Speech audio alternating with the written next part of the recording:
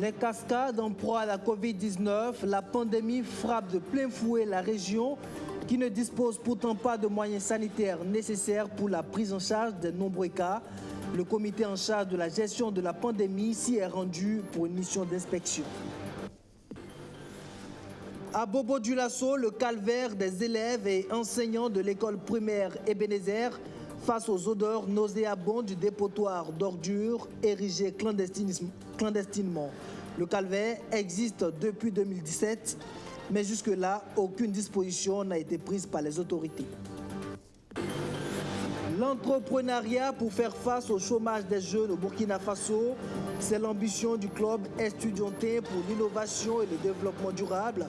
À travers la foire universitaire et scolaire de Ouagadougou, le club veut inciter les étudiants à la création de leur entreprise. Voici pour les titres. Bonjour mesdames et messieurs, merci de nous choisir. Prenons tout de suite la direction de Banfora, la région des Cascades où la Covid-19 s'est vue actuellement. Plus de 275 cas, dont 45 cas actifs et 9 décès. L'une des villes de l'intérieur les plus touchées après Ouagadougou et Bobo-Dioulasso. Mais problème, le principal centre sanitaire de référence manque de centrales d'oxygène, de lits de réanimation adaptés, de respirateurs et de moniteurs de surveillance.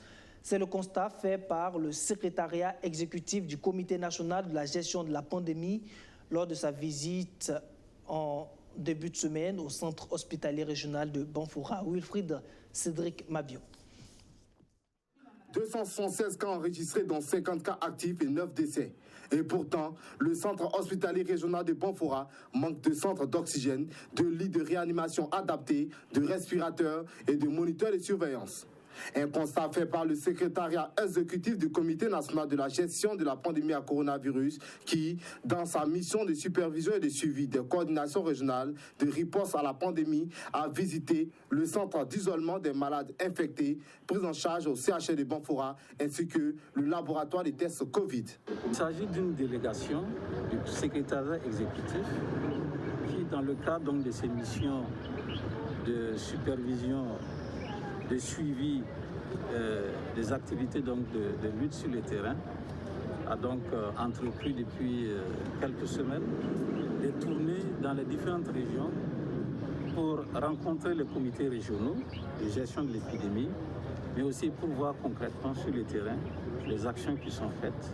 Au laboratoire du district sanitaire de Banfora, la délégation a pu constater la faible capacité des équipements disponibles qui, en plus des tests Covid, effectuent également des tests de d'autres maladies. Au centre hospitalier régional, le directeur général a exposé les difficultés rencontrées par ces équipes dans la prise en charge des malades en dépit de l'apport considérable que ce centre d'isolement effectue dans le suivi des cas suspects de la maladie. Oui, hors de difficulté, c'est l'équipement. Parce qu'il faut des lits de réanimation adaptés, même si c'est 2 ou 3.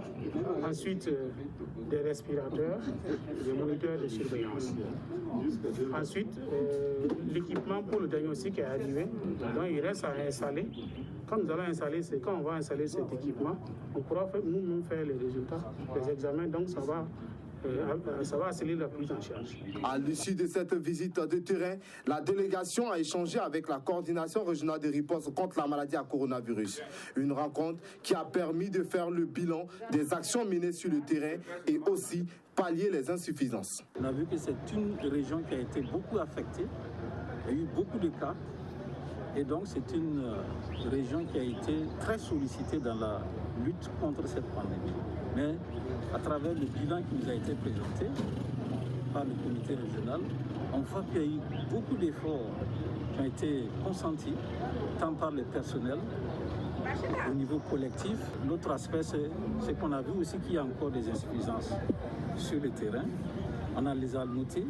On va donc les consigner dans le rapport afin donc de pouvoir apporter des solutions aux difficultés de fonctionnement qu'on a pu constater. En rappel, le premier cas de Covid enregistré dans la région des Cascades a été observé le 23 mars 2020.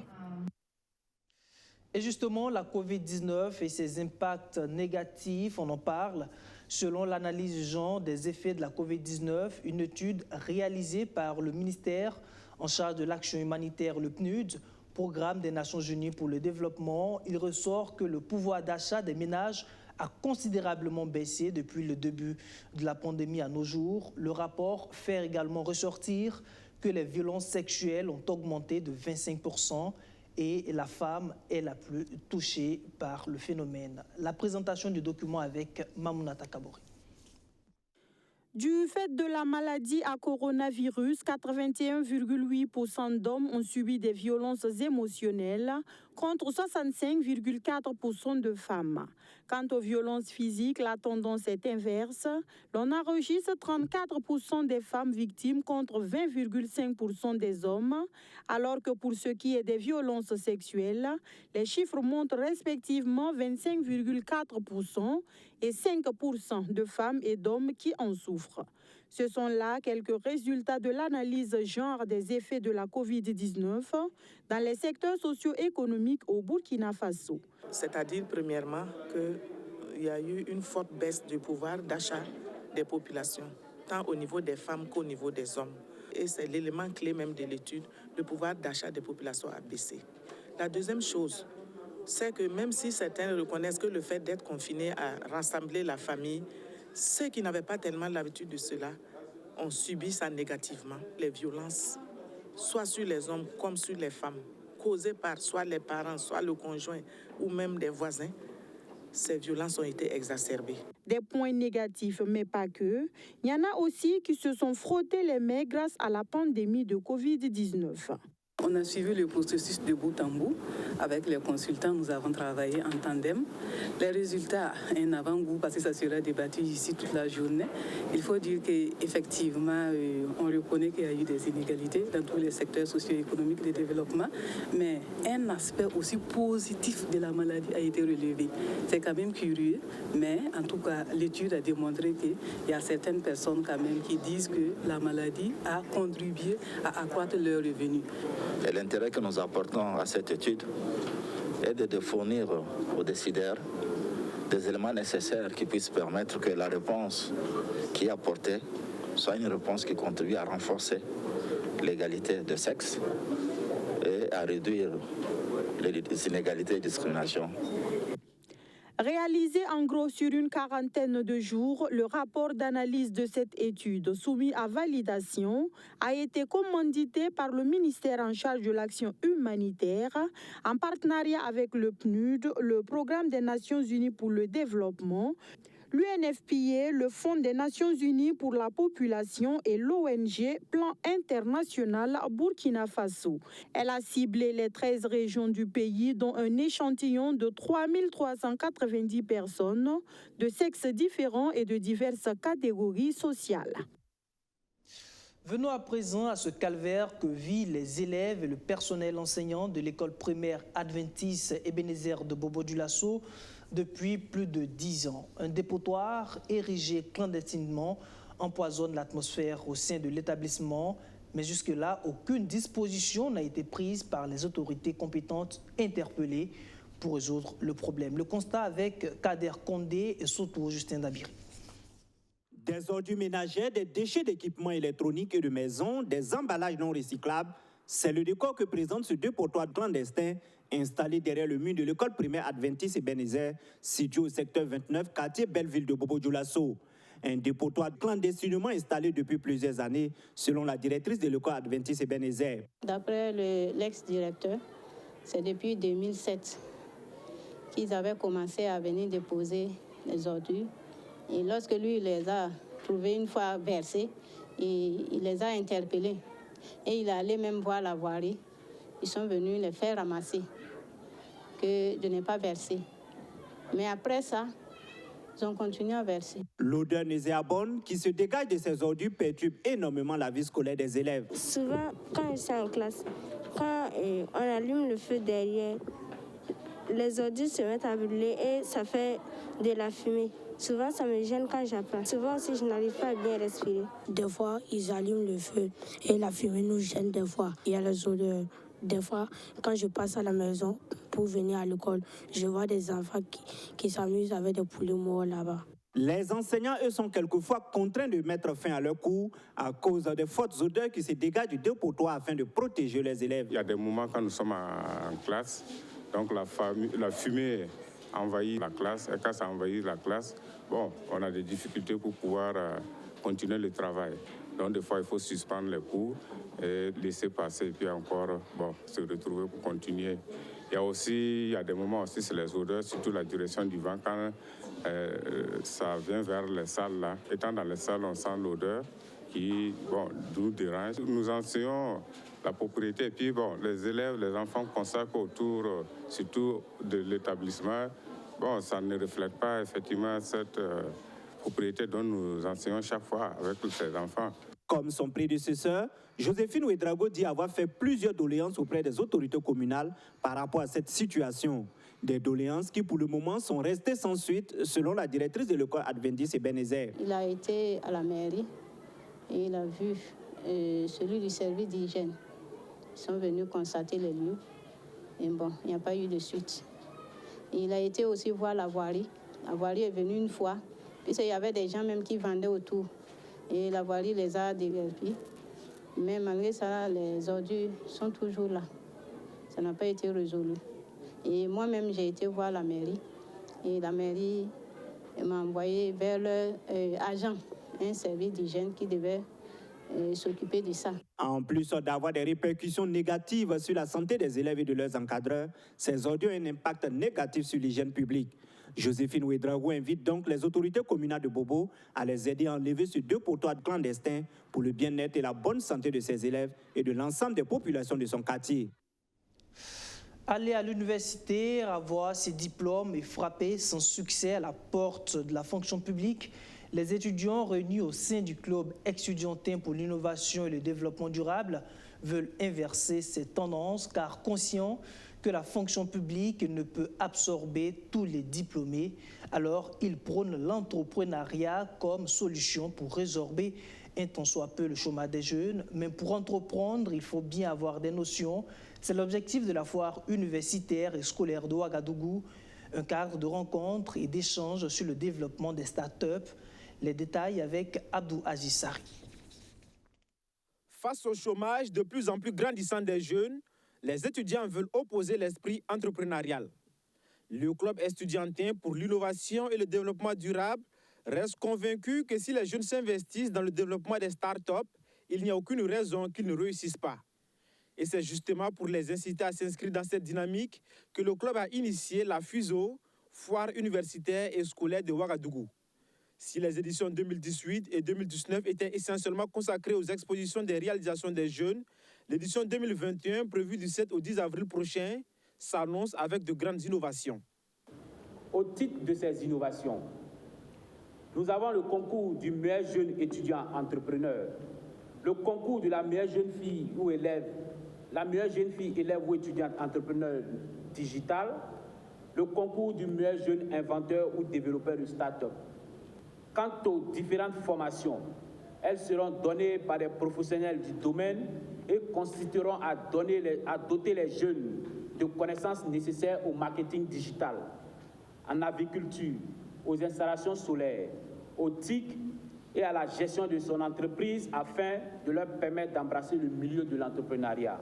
Environ une trentaine d'exposants, essentiellement des jeunes inventeurs, et 2000 visiteurs professionnels sont attendus à cette foire. Et ce, dans le strict respect des mesures barrières, rassure le promoteur de l'événement.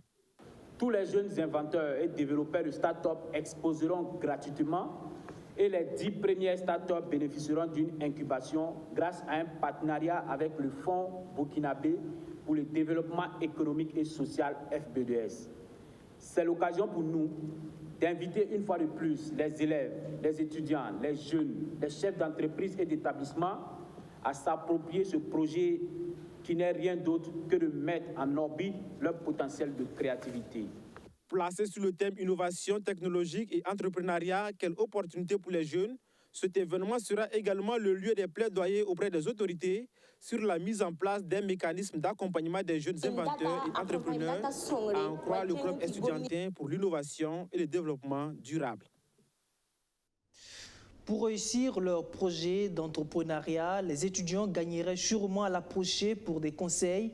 C'est un homme très connu et très respecté dans le milieu des affaires, Oumar Yugo. Il a été élu à la tête du conseil d'administration de la Maison de l'entreprise du Burkina. Hier, lui et ses 11 autres collaborateurs ont été installés dans leurs fonctions avec comme priorité la redynamisation du secteur privé. Abdourazak Traoré. C'est un baobab du secteur privé qui siège désormais à la tête du conseil d'administration de la Maison de l'entreprise du Burkina. Cette structure à caractère associatif qui tente depuis 2002 d'assister les entrepreneurs à toutes les étapes du développement de leur entreprise. El Hadj Oumarou Yugo est propulsé à la tête du conseil d'administration dans un contexte où les entreprises burkinabées ont du plomb dans l'aile du fait de la dette intérieure. L'État leur doit plus de 90 milliards de francs CFA. Son paiement, c'est l'une des priorités du nouveau président. Pour un État comme le Burkina, c'est totalement supportable. Il faut faire un plaidoyer auprès du gouvernement, en l'occurrence du ministre des Finances, pour voir la faisabilité et se donner un programme sur 8 ou 10 mois. Je pense que le gouvernement peut être à la hauteur. En même temps, nous allons sensibiliser le secteur privé afin que nous puissions aussi payer un certain nombre de dettes que nous avons au plan fiscal, au plan social, pour permettre au gouvernement de faire face à ses obligations. Paiement de dettes intérieures, mais aussi recherche de partenariats financiers pour remettre au jour une ancienne initiative afin de financer les projets de jeunes. Cette maison de l'entreprise, quand elle a démarré, nous avons pu bénéficier de 5 millions de dollars pour les fonds à coût partagé, ce qui a permis de promouvoir la jeunesse et l'entrepreneuriat. Un premier objectif, c'est de faire le tour des bailleurs de fonds pour trouver un crédit similaire afin d'avoir un produit identique pour la jeunesse. Deuxièmement, former et renforcer les capacités du personnel afin que nous soyons à la hauteur de notre mission. Mais aussi communiquer pour que la maison de l'entreprise puisse trouver le rayonnement qu'il avait, car cette maison a plus de 20 ans aujourd'hui et il a une place prépondérante aux côtés de la Chambre de commerce pour le développement du secteur privé. L'appui du secteur privé, une mission stratégique qui contribue à la mise en œuvre de la politique nationale du développement de ce secteur. C'est ce qui explique la présence du ministre de l'Industrie. Elle est aujourd'hui un hub, c'est un guichet unique qui permet donc à ce qu'il y ait la création d'entreprises à travers le CFA. Mais au-delà, elle offre beaucoup de services non financiers aux PME de Burkina Faso. Elle joue un rôle dans la mise en œuvre des actions prioritaires du gouvernement. Ils sont au total 12 membres au compte du mandat 2021-2023 du bureau du conseil d'administration de la Maison de l'entreprise du Burkina à être installé ce 19 février. Oumarou Yugo remplace à ce poste Henriette Kaboré qui y a passé environ 6 ans. L'actualité internationale nous emmène au Niger. C'est demain dimanche que les Nigériens se rendent de nouveau aux urnes pour élire leur président dans le cadre du second tour de la présidentielle qui oppose Mahamat Ousmane à Mohamed Bazoum. La campagne a pris fin vendredi et le jeu des alliances devrait être très déterminant. C'est dimanche que des Nigériens se rendront aux urnes pour élire leur futur président. 7,4 millions de personnes sur les 22 millions d'habitants que compte ce pays sont concernés par ce scrutin. Les deux candidats en lice pour ce sprint final ont tenu leur dernier meeting de campagne vendredi. Pour ce second tour, le jeu des alliances a déjà commencé. Ama Amadou, par exemple, a choisi de soutenir le candidat de l'opposition Mahamat Ousmane. La consigne semble être prise en compte par ses partisans. Notre président Ama Amadou nous a demandé de le soutenir et nous exécutons à la lettre et volontairement toutes les instructions.